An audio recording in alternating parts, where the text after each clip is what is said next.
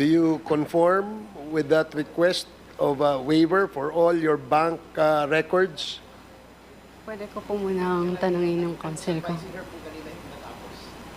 Mr. Chair, I have a manifestation as well for Ms. Baterna. Let's ask her first to reply to the question raised by Congressman Acop. Ronaldin, naintindihan mo ba ang tanong ni Congressman Acop? Yes po, Mr. Chair. At ano ang iyong sagot?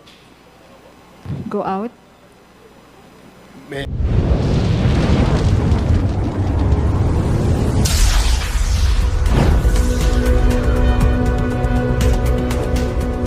I go out? Okay. What is the manifestation of Congresswoman Luistro? Mr. Chair, I sympathize with our resource speaker. However, Mr. Chairman, Yes. while waiting for 5 minutes, can we tackle the Yes, administrative please, matters? Congressman Paduano. please. Let's Thank move you. to... Thank you, Mr. Chairman. We have in receipt of a letter coming from the Senate addressed to Secgen Velasco with regards to the request for the presence of Ms. Cassandra Ong on 27th August 2024, Tuesday, 10 a.m. doon po sa Senado. But of course, ngayon at 28 na, Mr. Chair. But the second letter still addressed to Secgen for this committee for Ms. Cassandra Leong to be present in the next hearing in the Senate on September 2, Monday, 2024, 10 a.m. Mr. Chairman. So there is a request from the Senate that they invite, that we allow, the Quadcom allow Ms. Cassie Ong to be the resource person of the Senate Committee on Women. Comsec, please take note of that. And Mr. Chairman, secondly, we have received a copy of the letter explanation of Ms. Myla Roque. Just this afternoon, Mr. Chairman, the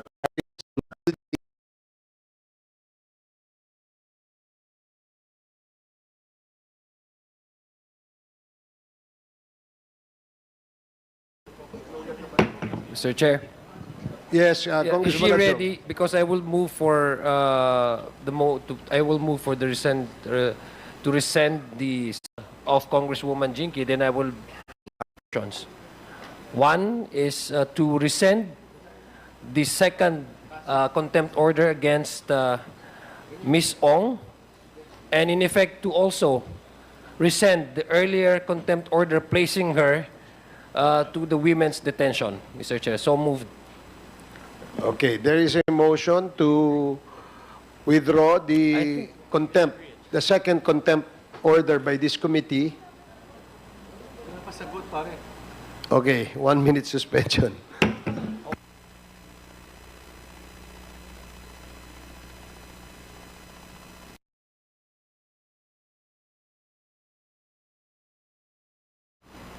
This year po, wait lang, i-check ko lang po yung date po, exact date.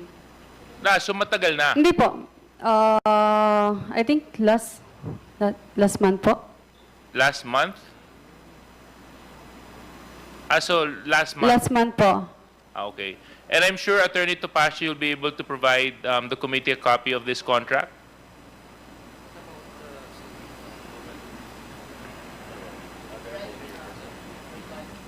Okay, go ahead, Attorney Topacio. You are recognized. Sir, that contract would be covered by lawyer-client confidentiality. But we can, just to show that there is a contract, we can have certain portions redacted, Your Honor. Yeah? Okay. I just wanted to know when it started. Yes, Your Honor. Okay. Thank you very much. Thank you, Your Honor. Thank you, Mr. Chair. And last question before, and this would really be decide whether or not I would object or support the motion.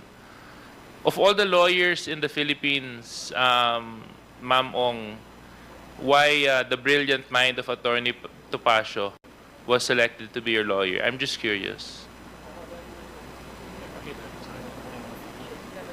I mean, you could have chosen Attorney Harry Roque, which you had ties with, or I'm sure your family being in a business of real estate and gaming would be exposed to other lawyers. Why the brilliant mind of Attorney Topacio? Can I just not disclose it po? Yes. Not disclosing po. Huh? Not disclosing po. Oh. Okay. Okay. I'll accept your reason. So you wouldn't want to share the reason kung bakit si Attorney Topacio yung pinili niyo. Okay.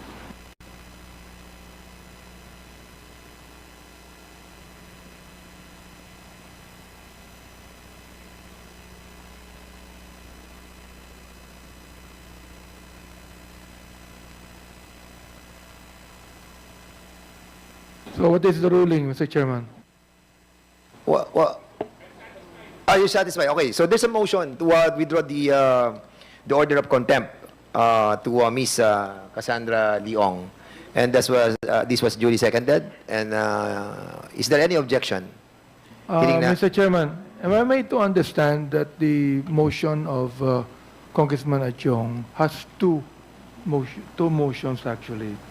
The motion to rescind the contempt and the motion to rescind her detention to the Okay. Mandaluyong. So- Dalawa yun eh.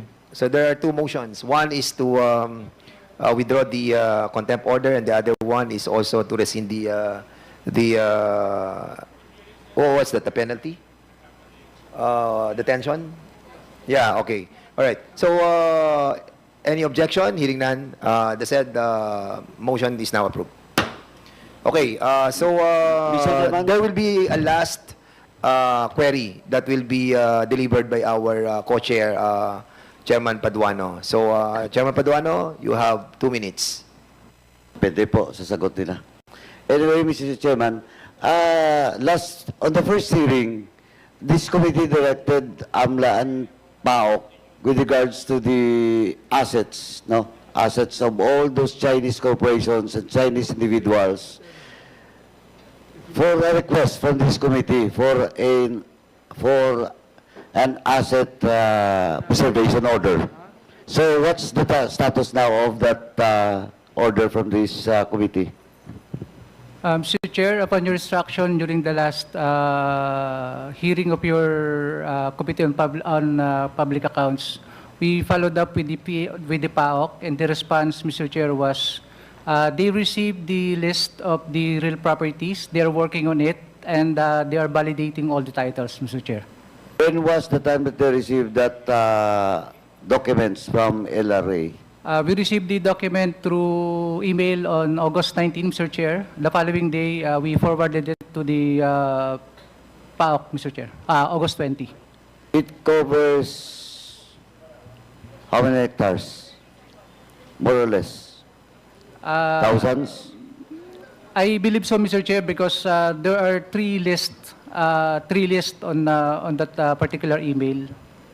So, kung 20, that was 7 days ago.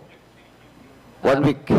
Yes, Mr. Chair. Please, AMLA, please check PAOK to update us on the directive that for the asset preservation order. We will comply, Mr. Chair. Mr. Chairman,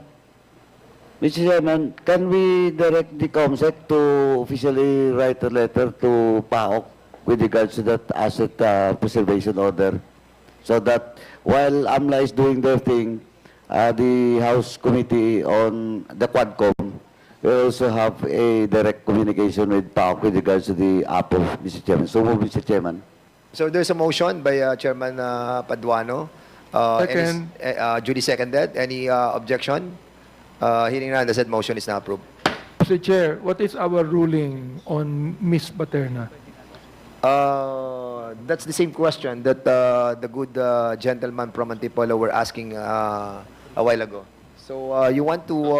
Mr. Chair, earlier, Mr. Chair, ang concern ko talaga is yung assurance natin na pupunta siya. And Chairman Acop asked her if she's willing to go home. Because we basically presented her the choice. Because for me, she will be more, she's safer within the premises of the House of Representatives, but she opted to go home.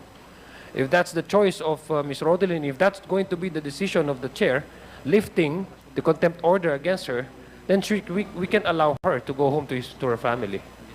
So And I can properly move for that motion, Mr. Chair.